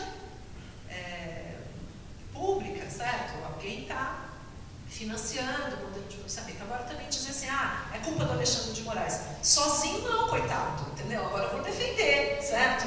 Sozinho não, é todo um conjunto de coisas, certo? É uma pressão da mídia, é uma pressão, né, das elites políticas, né, das elites jurídicas, certo? Que tem uma composição aí que a gente precisaria compreender melhor e talvez pesquisar melhor também, né? A gente sabe muito pouco sobre isso que a gente está falando, mas com certeza não é uma disposição subjetiva dos policiais. Eu acho que isso é importante da gente pontuar, né? Os policiais não produzem esse resultado que eles são pessoas más, que eles são pessoas nefastas, que eles gostam de ver os outros sofrerem, né? Isso é todo um modelo institucional construído nessa direção, que é fruto de um acúmulo de decisões que foram sendo tomadas, né? Por isso que eu quero retomar a história da construção do modelo do policiamento ostensivo, né? É um acúmulo de decisões que foram sendo tomadas desde 69, né? Para fortalecer esta direção e enfraquecer outras direções, né?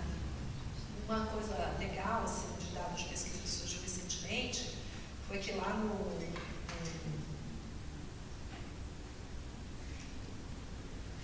Jardim Ângela, né? Eles dizem assim, que eles percebem que a violência homicida no Jardim Ângela começou a declinar quando foi instalado um posto da polícia comunitária ali, certo? Que o posto da polícia comunitária surtiu um efeito de segurança para aquela população.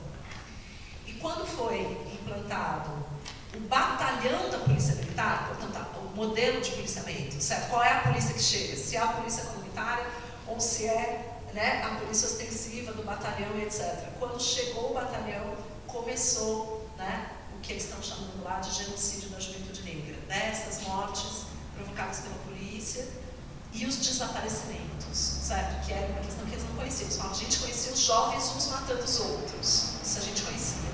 Aí chegou a polícia comunitária, chegou, né, um monte de coisas que começou a acontecer lá, trabalhos de ONGs, etc. Declinou esse fenômeno de um jovem matando o outro.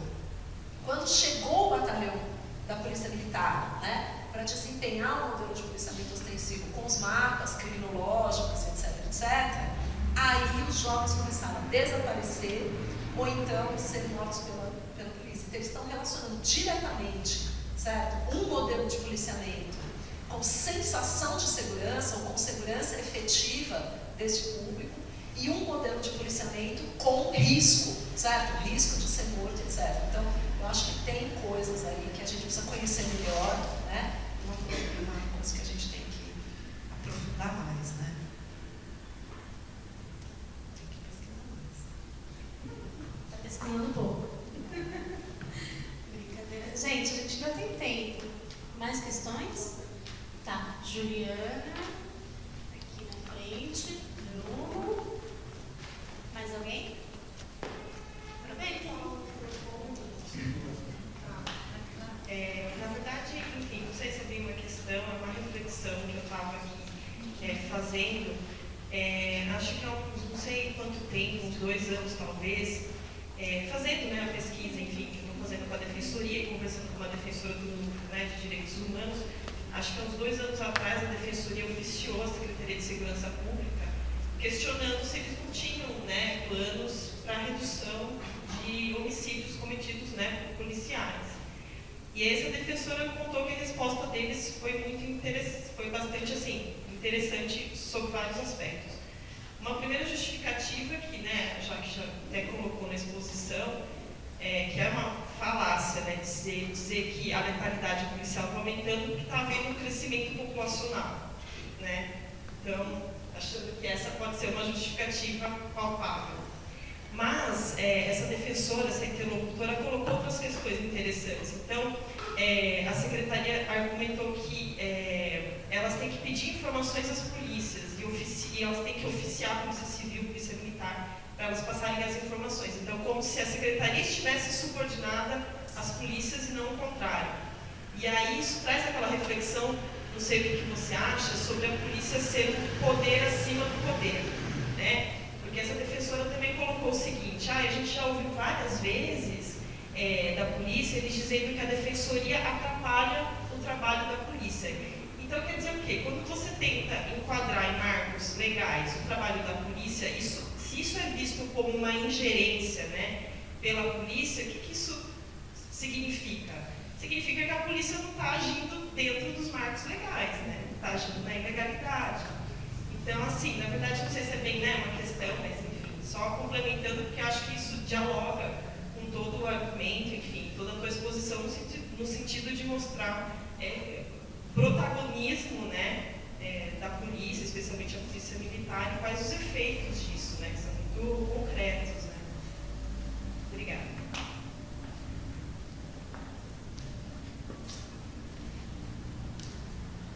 Bom, são 2 questões. A primeira é relacionada aos gastos, principalmente com a Polícia Militar. Todos os documentos que eu tenho visto que tabelam isso, principalmente 2, né? Um que é o próprio anuário do Fórum de 2015 e o outro uma pesquisa que é sobre a opinião dos profissionais de segurança pública sobre, né, a segurança pública. No anuário tem lá, né, 3 colunas, uma de policiamento, uma de defesa civil e uma de inteligência. Inteligência é o que menos foi investido entre 2013 e 2014, teve até um decréscimo de investimento, né, de algo em torno de 8%. E o policiamento teve um acréscimo, eu não lembro a porcentagem, mas eu sei que foi quase 9 milhões de reais só em 2014. Aí, uma outra coisa, né, os policiais que eu tenho conversado para pesquisa, mesmo esse outro estudo do Fórum, né, que fez um questionário com os policiais, é meio que consenso entre eles, de que, não sei se consenso é a palavra mais certa, mas todos eles sempre falam da falta de investimento para que eles consigam realizar o trabalho deles, inclusive investimento material.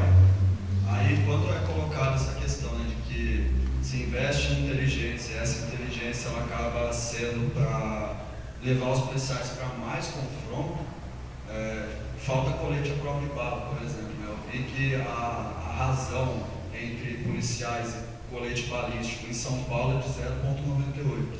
Então tem menos colete que policial. Muito policial fala que tem que ficar revezando o colete entre si. Colete com defeito, armamento com defeito. Então para onde está? É mais essa questão, assim, para onde está indo esse investimento? E quando a tabela coloca lá investimento em policiamento, ela não discrimina o que é esse policiamento. Então eu quero saber o que é investir em policiamento, porque lá tem só essas três coisas, né? Policiamento, defesa civil e inteligência. O que é esse policiamento que só em 2014 foi 9 bilhões de reais? E uma outra questão é sobre uma das propostas que se tem sobre ciclo completo, que é a PEC 431, que é orquestrada principalmente, um dos policiais que eu conversei, falou que é um grupo de comandantes gerais de todo o país, né, vinculados ao Conselho Nacional dos Comandantes Gerais, que fazem um lobby muito forte em Brasília para aprovar isso. E o que ele me falou foi que é uma questão de...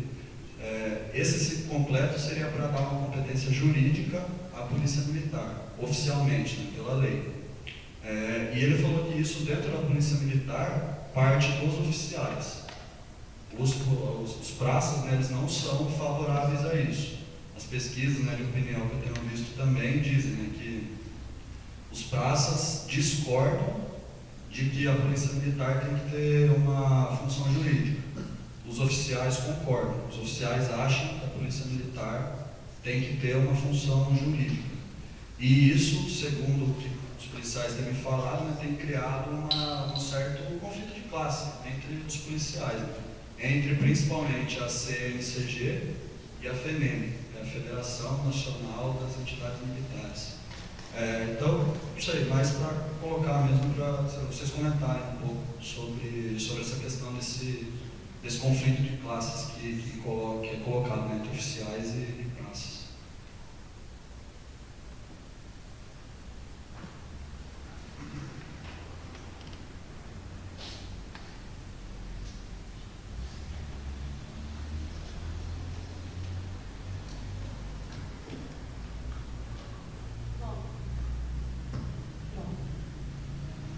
Agora eu vou passar para a Jaqueline responder primeiro e depois.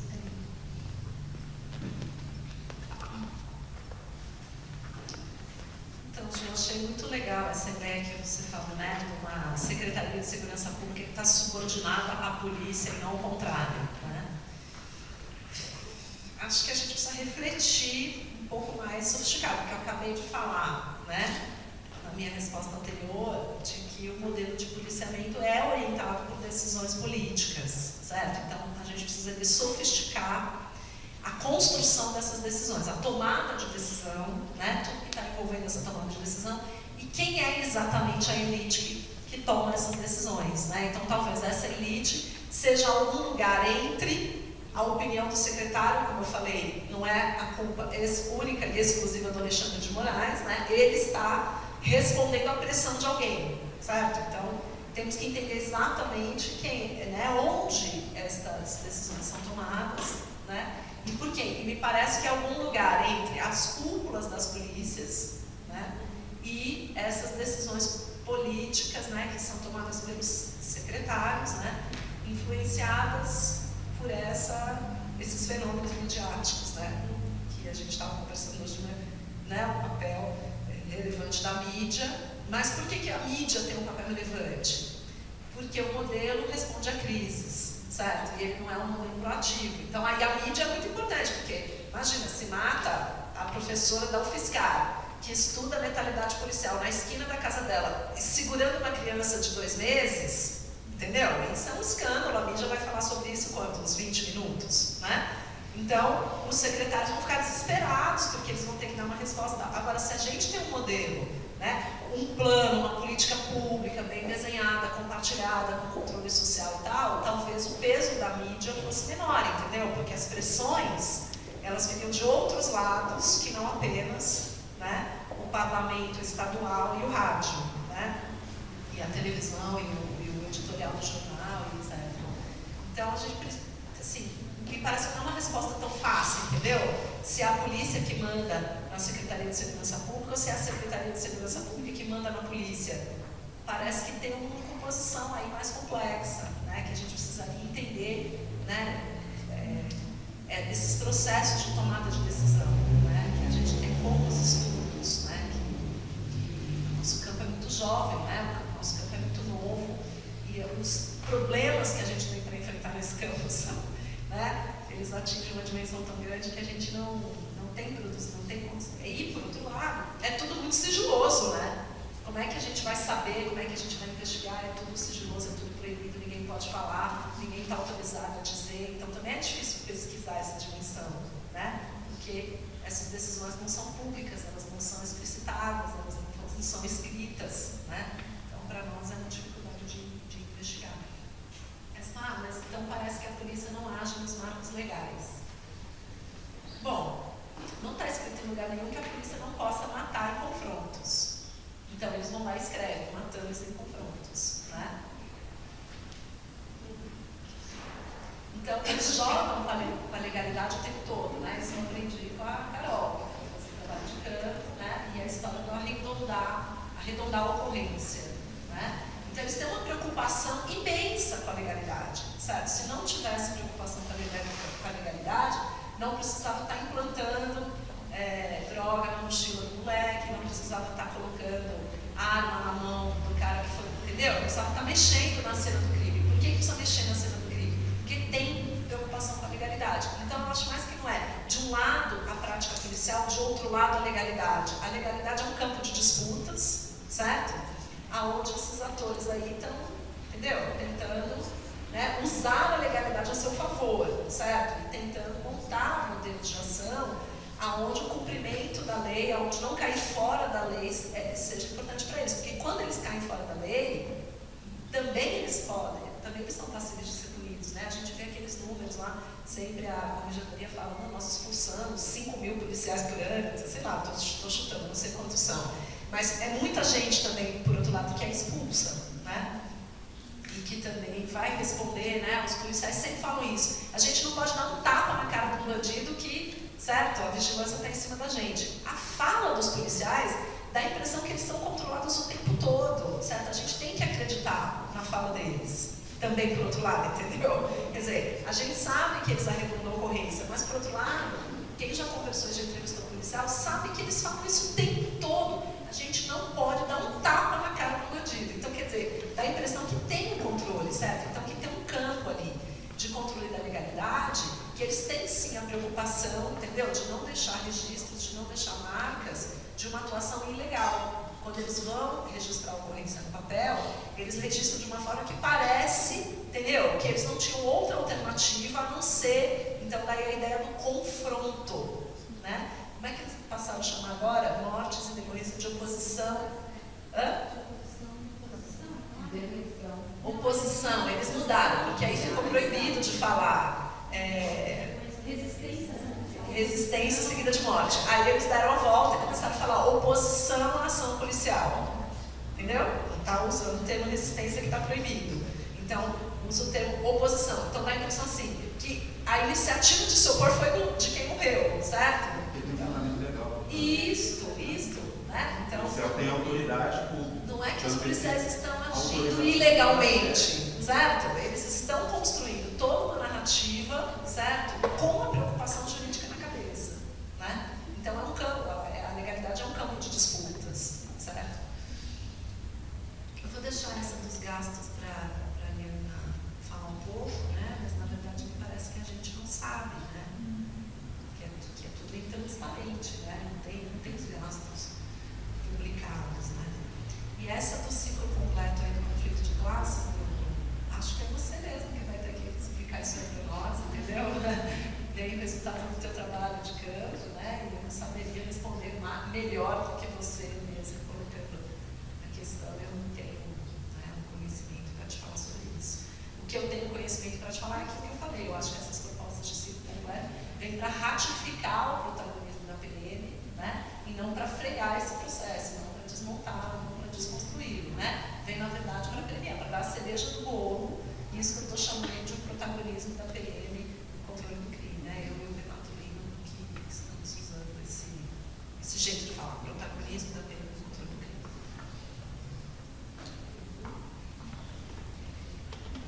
Com relação aos gastos, acho que eu já tinha falado sobre isso quando a Jane perguntou. De fato, existe uma ausência de normatização sobre o que é lançado, né, nos gastos de segurança pública. Então, de fato, a gente não tem como saber o que é policiamento. Né? Como eu disse, pode ser folha de pagamento, folha de aposentados, investimento em capital, né, quer dizer, viaturas, armamentos, coletes, e também pode ser capacitação. No limite, tudo isso está dentro dessa rubrica maior que é policiamento, só que a gente não consegue desagregar porque o dado sequer é coletado dessa forma. Não existe um padrão, né, do que entraria nessa rubrica policiamento, inclusive tem uma variação, né, de um estado para outro, que o estado põe uma coisa, outro põe outra. Então falta de fato uma padronização no levantamento desses dados. E isso inviabiliza, né, fazer uma discussão mais qualificada mesmo sobre onde a polícia está investindo. Né? Porque você pode dizer, investir em coletes, investir em armamento, né? A polícia reclama que tem pouco colete, o armamento tem muito defeito, mas aí cai no que a Jaqueline está falando, que é dentro dessa lógica do confronto, né, do policiamento ostensivo. Quer dizer, então a polícia que investe muito em armamentos e coletes é uma polícia que, de certa forma, está declarando que ela está investindo, né, em preparar os seus policiais para confrontos diretos. Né? Então, não tem muito como a gente dizer aonde que está indo esse investimento de policiamento, e se a gente pudesse dizer, dentro desse armamento dos policiais, olha, está investindo um pouco em coletes e armamentos, acho que iria ao encontro do que a Jaqueline falou sobre, olha, então a gente tem um modelo, né, ostensivo pensado na lógica de confronto. Aí os policiais querem então mais coletes e mais armas, que é para poder estarem mais preparados para os confrontos. E aí o que seria investimento, né, em outras formas de policiamento também, né, e como que isso poderia aparecer. Então são questões que realmente vão ficar em aberto até o dia que fizerem a enorme gentileza de normatizar, né, o que pode entrar na rubrica policiamento e para que ela possa ser desagregada, né, por esses diferentes gastos. Né? Não sair por sigilo os dados sobre esse ano. Isso. Não é que o dado seja sigiloso, ele se Então, com relação à fala da Juliana, eu lembrei da colocação do Edu, né, quando você fala que a defensoria atrapalha o trabalho da polícia. Porque existe uma definição do trabalho da polícia que é trabalhar, né, no controle do crime, né, no confronto ao crime. Né, não é um trabalho de assegurar direitos. Né, então, por isso que a defensoria ela atrapalha, porque a polícia não vê que o seu trabalho é assegurar direitos. Ela vê que o seu trabalho é o combate ao crime. Se é o combate ao crime, então vale tudo, inclusive fazer uso de expedientes ilegais e tentar depois transformá-los, né, em expedientes legais. Né, na ideia, eu gostei bastante do termo da arredondar a ocorrência. Só para complementar isso que você falou, Liana, da questão da Juliana, uma vez eu estava entrevistando um policial civil e ele falou para mim, Ju, a seguinte frase: você indignado, né, com a questão do investimento na polícia, do escateamento, né, da polícia civil. Aí ele reclamou que o Estado paga mais um defensor do que um policial. Aí ele falou: você acha certo o Estado pagar mais quem prende o bandido ou quem solta o bandido? Então a visão dele era nesse limite, entendeu? Eu prendo o bandido, ganho pouco, e o defensor ganha muito, né, em comparação salarial, para soltar o bandido. Né? Então, essa é a normativa que está na cabeça do policial, que é um policial civil. Né? Exatamente. E também queria dar um pitaco na questão do orçamento do Bruno, que a gente até já tinha conversado.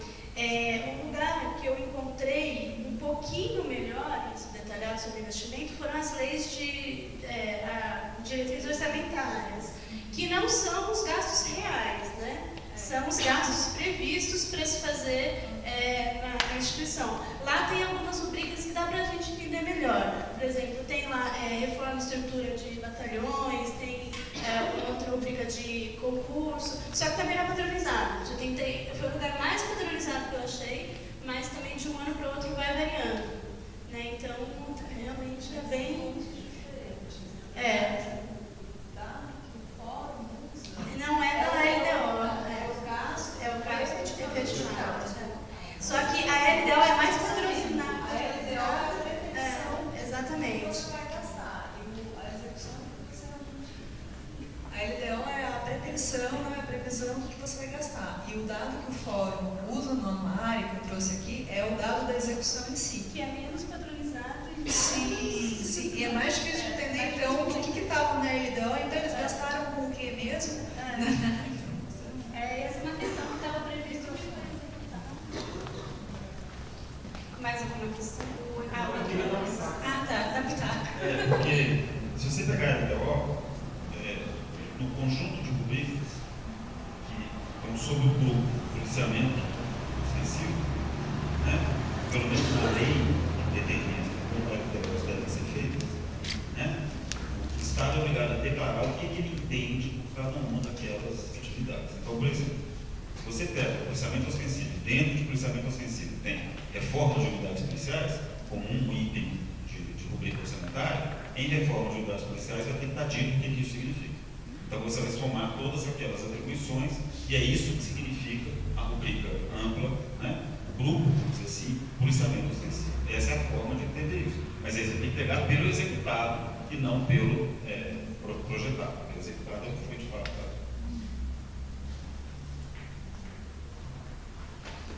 Bom, eu acho que alguém mais quer fazer alguma questão?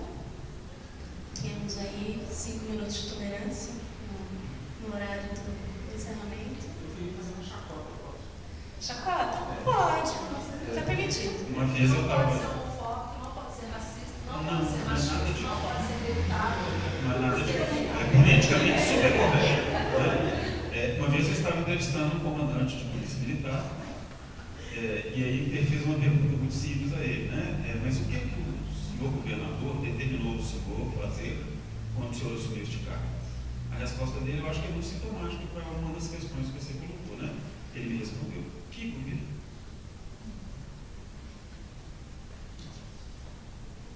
Não reconhecer os governos golpistas. Isso aí não acredito. Bom, pessoal, então acho que a gente pode dar por encerrado esse seminário, né, com essas 2 mesas que a gente teve no período da tarde. Queria agradecer muito ao público presente, as intervenções, as questões, ao debate, foi bastante rico, a gente está bastante feliz, dá muito trabalho organizar um evento assim, mas na hora que a gente vê o resultado a gente fica super feliz e fica mais calmo, assim, fica mais se sente recompensado, reconfortado. Mais uma vez agradecer a presença do Eduardo, da Amanda, do Gilson, da Camila, da Juliana, da Camila, da Laís, da Iris, da Liana, da Carol, da Giane. Você mora aqui. Do André, enfim, de todo mundo, da Natália, da Jade, da Yasmin, de todo mundo que colaborou, de certa forma, para esse evento, das pessoas que viajaram até aqui, para passar frio aqui em São Carlos, e que a gente ficou muito feliz mesmo com o resultado. Eu estou agradecendo, acho que em nome do GEVAC também, e não sei se você quer encerrar mais alguma coisa, vou passar para a Jaque, e aí ela... A gente tem um site, né, para quem está aqui do público que não conhece, que é www.fiscar.br/GEVAC. Ele está sendo reformulado, ele vai ser mais bonito, mais legal, com mais informação, mas todas as pesquisas da gente, né, ficam linkadas lá e tal, tá bom, acervo legal de pesquisa. E a gente vai criar uma página no Face também para divulgar os nossos eventos, né, que a nossa ideia é ter uma programação no segundo semestre mais intensa de eventos do GEVAC. E, portanto, quem quisesse, né, estar mais presente com a gente, participar das nossas reuniões, dos nossos eventos, é sempre muito bem-vindo. Obrigada.